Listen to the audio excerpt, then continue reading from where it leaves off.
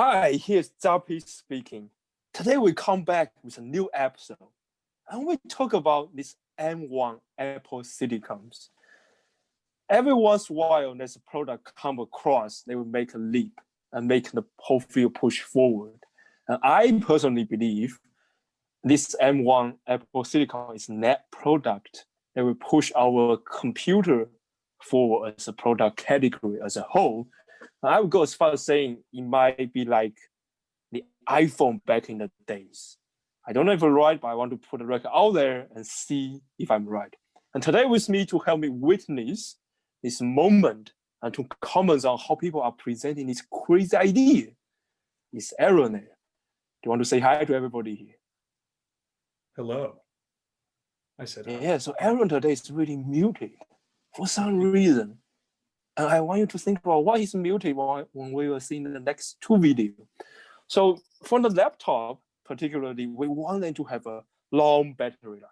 We use it on the go. We want to disconnect. Just lay on the sofa, in the coffee, we just get the work done. So what is more surprising when there's a new chip coming out, they double the battery life. But people talk in a different lens and different method. And we want to show you how the two tech reviewer talk about these two topics. Let's let Aaron take over the floor, introduce who they are, and show the video of them. All right, let's get started with one who might be a bit muted like I am today. MKBHD, I can't remember what it is, MKBHD. And let's see what he has to say about Apple's new M1 chip.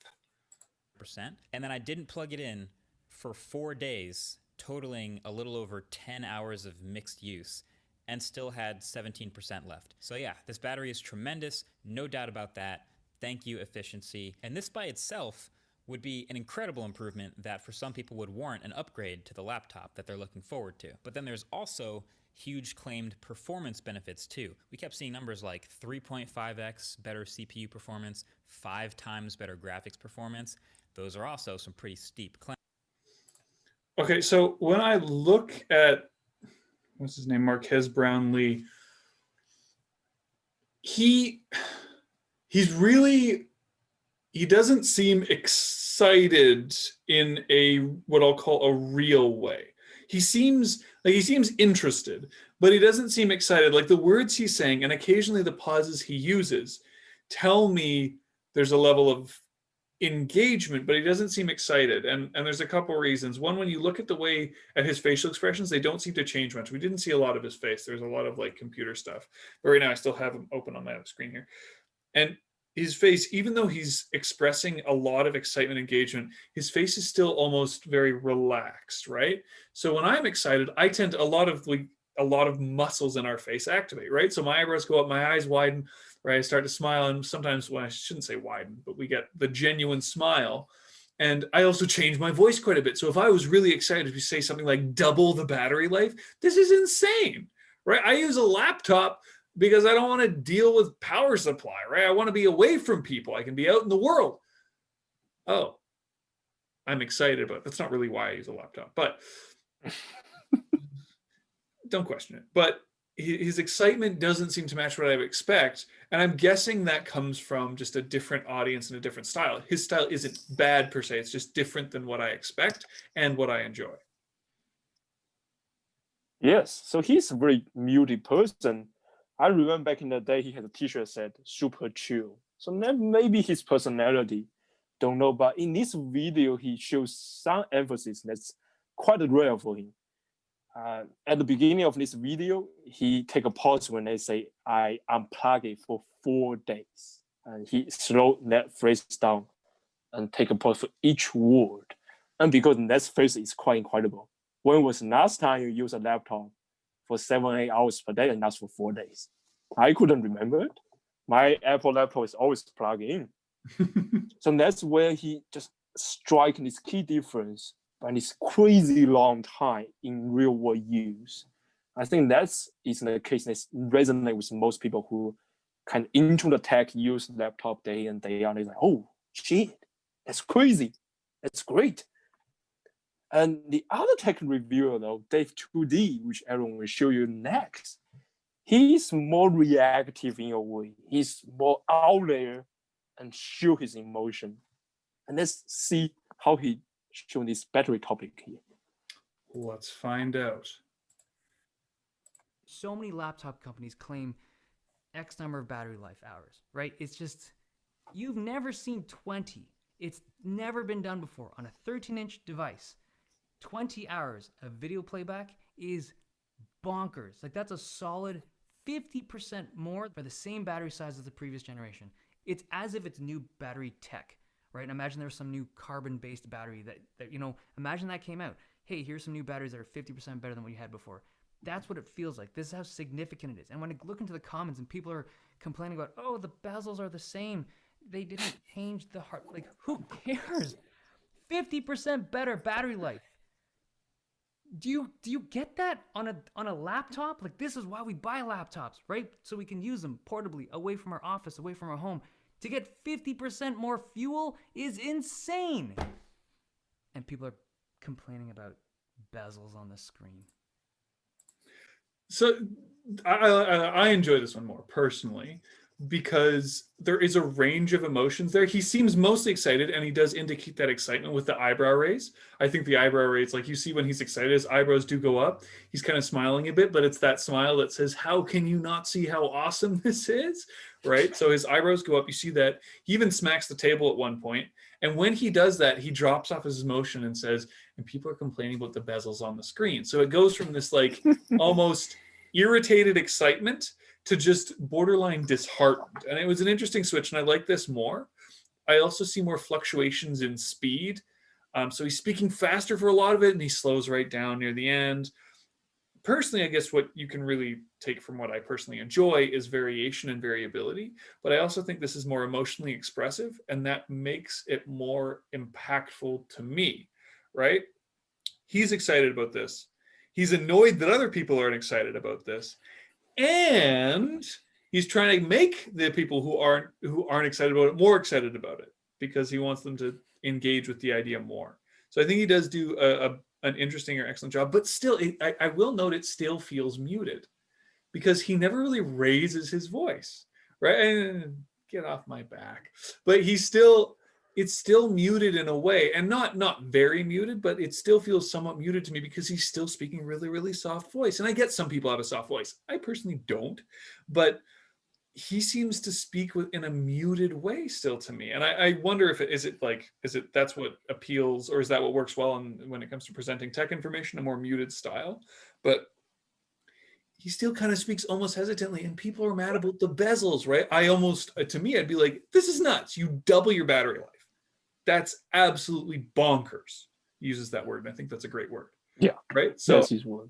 The presentation, I think, could be even more intense. Not that it needs to be, or not that it should be. He obviously knows his market better than I know his market, but I think it would be interesting to see someone actually like, what are you people talking about? Bezels don't matter. Who gives a crap about bezels? Get out of here. Right? I almost want to see a less muted, more aggressive, but who knows? Well, I think everyone should be a tech reviewer now. Just for a comparison, that'd be fun. But as me, as the audience, for Aaron for the last few minutes, and Dave2D there, I can see Aaron's energy change. When Aaron comments on MKBHD, Aaron's like, yeah, whatever. But when he was commenting on Dave2D, his energy goes up. He speaks faster, his pitch going up. And he's telling me that Dave2D is muted. You are affected by his speech right there. Yeah. Go back, watch your video, how different you were in this after the two videos. Yes, and I'm not saying he is muted. I'm saying he's more muted than I would have expected. He's still muted in a way, right? I think right. I have seen people go, all kinds of people, working with a lot of different speakers, a lot of different students, so be it kids or adults. I have seen many different speaking styles, and I have seen children present with more intensity than either of these two, not because these guys are bad at what they do. It's a personality difference and a presentation style difference, right? I've seen little kids get up there and just, and they're mad, but these kids are going crazy on stage. They're flailing, they got a big voice, they're going nuts, and they're 8, right? So it's a very, I don't know, I'm saying they're muted because I believe more intensity could be warranted in a different situation. Well, fair enough. Besides just chirping on error about this muted comment, what I want to say about Dave2D here is he's what I call is be like a comedy geek, geek for that section. It's a really well thought out of few minutes of presentation there. It has what I call the mountains and the valleys in the whole speech. Let's up in the peak at the very beginning, say, oh, we have this computer company claim this number, that number. Nobody talk about 20 hours. So that's a peak. And then he bring it down the energy a little bit, walks through some details, and goes through the second peak. As for, well, what are you complaining about? It's like a 50% leap. Seriously, I don't see many much things improve by 50%, even in science, not just in tech, in science. When making innovation, I don't see much 50% improvement to some stuff we do in the experiment. Really few.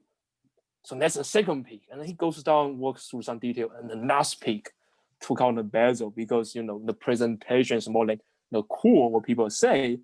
But then when a company focuses on a core, literally a chip, the core of the computer, it's not something you can see from the outside, but you feel it from inside. So that's a nice comparison. That's his third peak. And so I really enjoy this peak on value type presentation. I think that's well thought out. I've never seen Dave2D do that before. I think many of his video, I like he has really tight criteria, really objective, really authentic, honest with his review. I hardly see he take a stand for a product like this time. And he's usually not a big fan about Apple.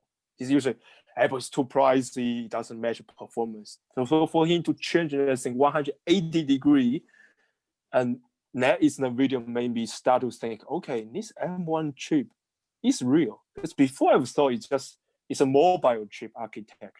You put in a laptop. So it's a mobile laptop for regular consumer. It's not for someone, if I do my real science, I might not want to do it. But after his video, I started to think, okay, there might be some serious things going on here. We might be looking at a shift of paradigm from the computer industry right now. And that's why I say, Aaron, today when you're making this video, just witness this moment of history and see how people talk about it. I think that's very meaningful. And I do want to point out that I think that you bring up a good point. He does have the mountains and valleys.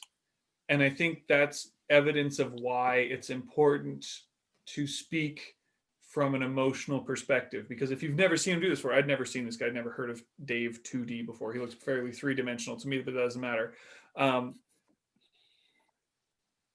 If he doesn't normally speak like that, this shows the value of using emotions and an emotional response when we're speaking. Because I have learned how to artificially create these mountains and valleys when we speak in these different changes, just from experience. But it's a good example of how people normally do speak that way when they have emotional responses to things.